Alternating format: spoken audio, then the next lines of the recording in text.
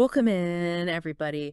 We're diving deep today into a holiday classic, How the Grinch Stole Christmas. The Grinch. You're here either because you love the holidays or maybe because you're kind of fascinated by that green grump like I am. Oh, yeah. But either way, we're going to uncover some really cool stuff today about this story. Definitely a story that has really stood the test of time. It really has. It was published all the way back in 1957, Wow. and it's still so relevant today. That's true. You have to think about it.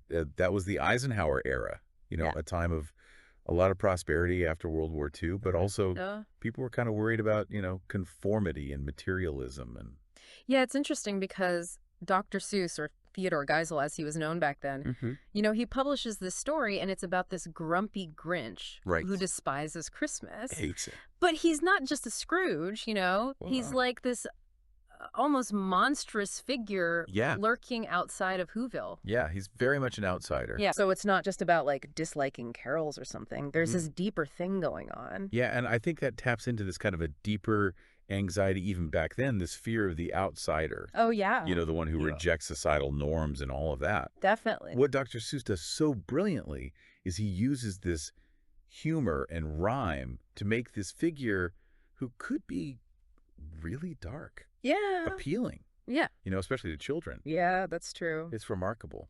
I remember even as a kid, I thought he was so funny.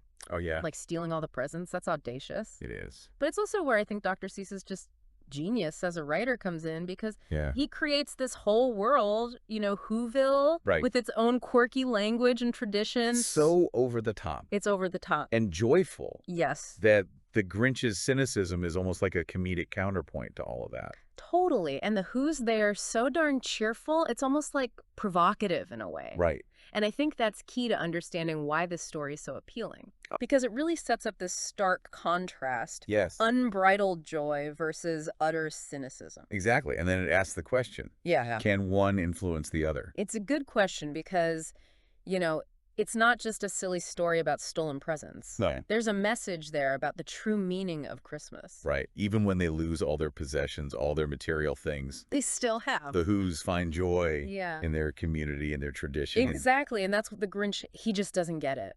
He just doesn't get it. And his plan backfires so spectacularly. I mean, Yeah. he thinks he's going to destroy Christmas, but really, Right. he reveals its true essence. It's like the Grinch is the ultimate cynic, but he can't extinguish the Christmas spirit. Right. And that's such an important turning point. Absolutely. Both for the Grinch and for the reader or the viewer.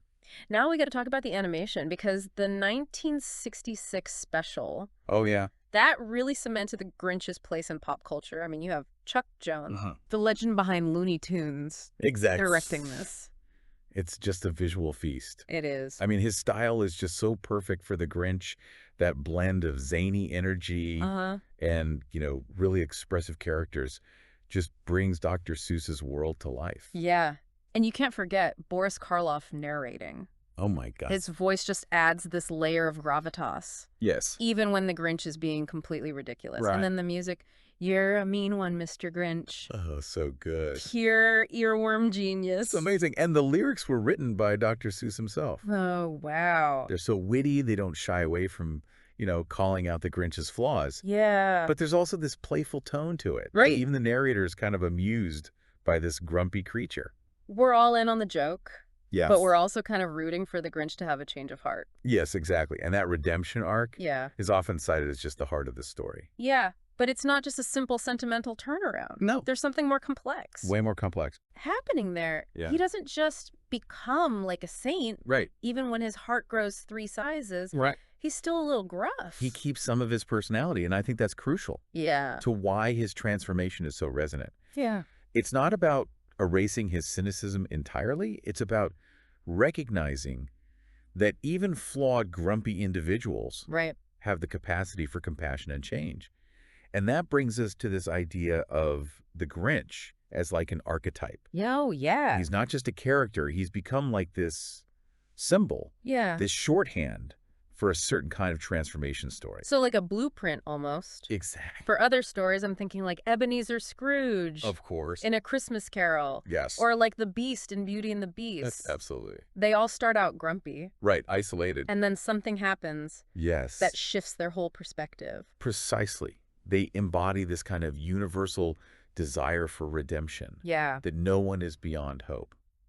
I like And the Grinch being so visually striking and tied to a holiday, we all know. Right. He's become almost like the poster child for this kind of narrative. It's true, and it's interesting because while he is very much a product of his time, like we talked about, this theme of redemption, I feel like, is even more relevant today. I agree. You think about all the anti-heroes we see in movies and TV shows now. Oh, yeah.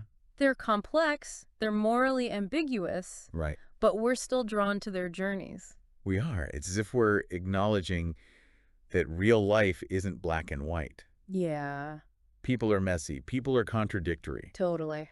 But that doesn't mean they're incapable of good. Right. And in a way, the Grinch kind of gives us permission to embrace that complexity. Like in ourselves and in others. Exactly. And to see that potential for change. Yes, even in the most unexpected places. It's like Dr. Seuss is saying, hey, even that grumpy green guy can learn a thing or two about kindness, so why not you? Exactly. And now here's where things get really interesting. We've talked about the book. Right? We've talked about the animated special. A classic. But the Grinch hasn't stayed confined to those pages and screens. He hasn't. He's everywhere. He's everywhere. I mean, from stage productions to video games to the Jim Carrey movie. Oh, yes, in 2000.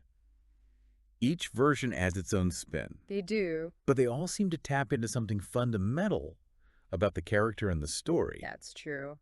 It really speaks to the strength of that source material. Yeah.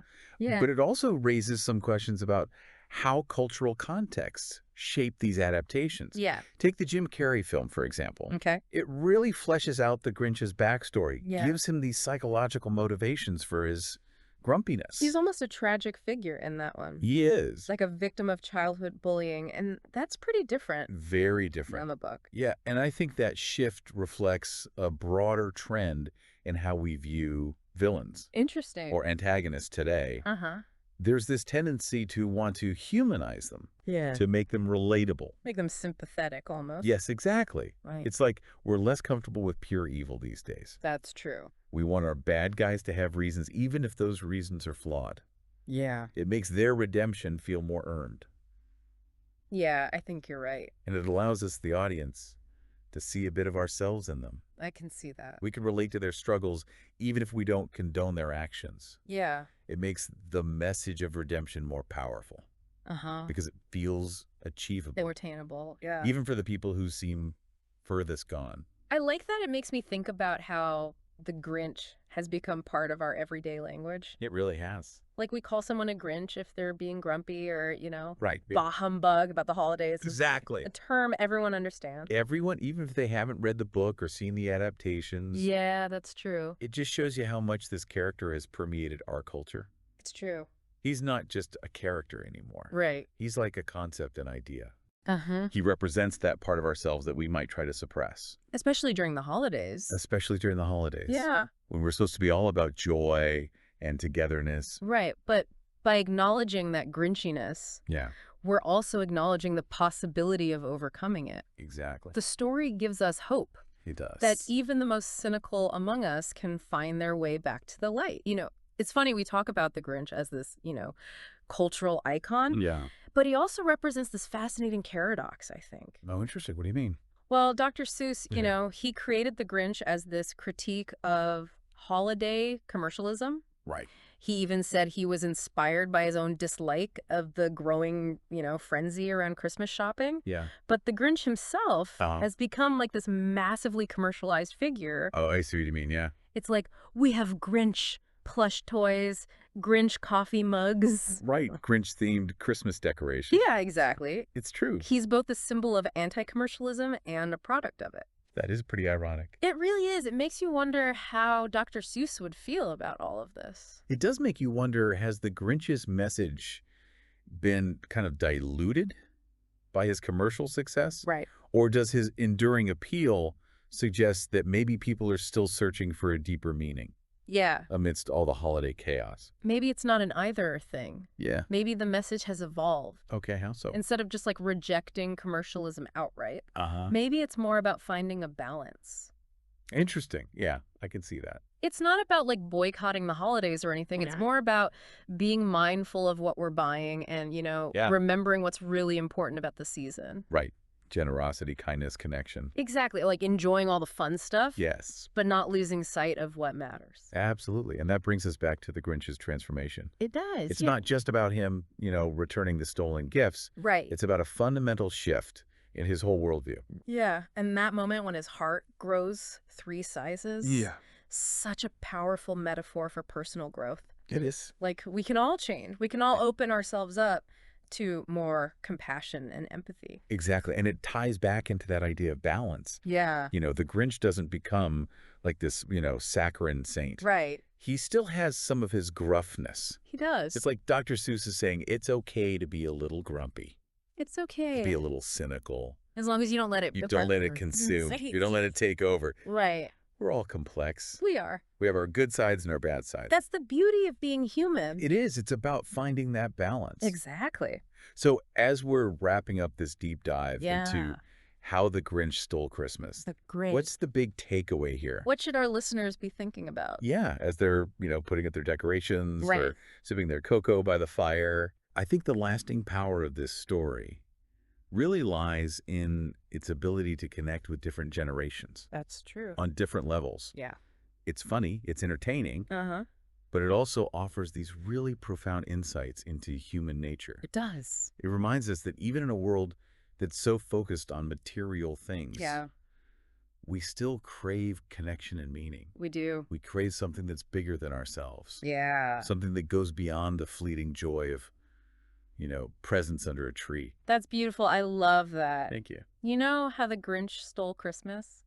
It's not just a holiday story.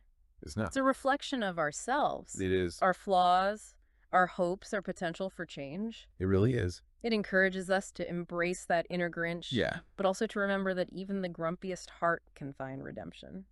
And as we head into this holiday season, maybe we can all take a page from the Grinch's book. Yeah, that's a great idea. Let's be mindful of what we do. Let's focus on connection instead of just buying stuff. And remember that even the smallest act of kindness can have a huge impact. Absolutely. And maybe, just maybe, our hearts will grow a few sizes along the way.